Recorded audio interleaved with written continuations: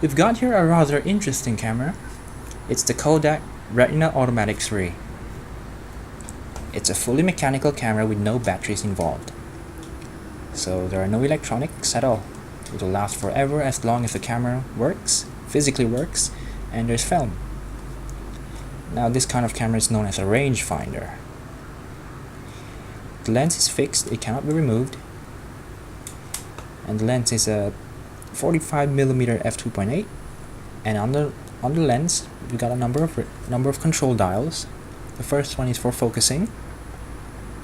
The second one is for shutter speed, which goes all the way from a 30th to 500th, and the B stands for bulb. That means the shutter will remain open for as long as one wishes. On the other side of the barrel we have the ASA, which is basically the sensitivity of the film. You can just change it by pressing on the tab here and rotating the dial. And lastly we have the aperture ring. A stands for fully automatic, and you can switch between f22 to f2.8. That's a pretty cool camera. To focus a rangefinder, you have to line up the two images that you see in the viewfinder by turning the focusing ring until the two meet and form one image. When that happens, the camera is in focus and you can now take the picture. It uses standard 35mm film.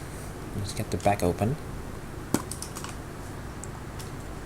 As you can see, standard 35. And to use the camera, you just pull on the lever here until it clicks, and then you press on the tab here to take the picture. That's the picture taken. It's a really interesting camera, to say the least. And if you take notice, there's an interesting piece of things going on here. Now this is actually a light meter. The light meter is up here. Actually it's not a light meter, it's an indicator to show the appropriate aperture setting for the given situation. So if I were to change the settings, you can see it changing ever so slightly.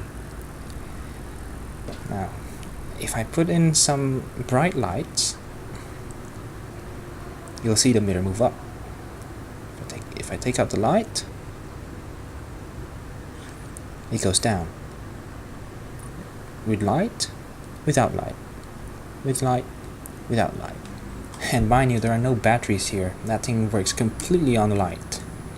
An interesting thing to note about the Retina 3 is that if the current settings of the camera and the situation, or rather the environment in which the photo is about to be taken, are unfavorable, the camera will throw up a warning in the viewfinder that says stop by the bottom of the viewfinder, which is rather interesting and cool. It's in a pretty cool condition, pretty good condition, considering that this was made in the year, I believe, 1961, because the camera was made from 1961 to 1963. Made in Germany. It's the Kodak Retina Automatic 3.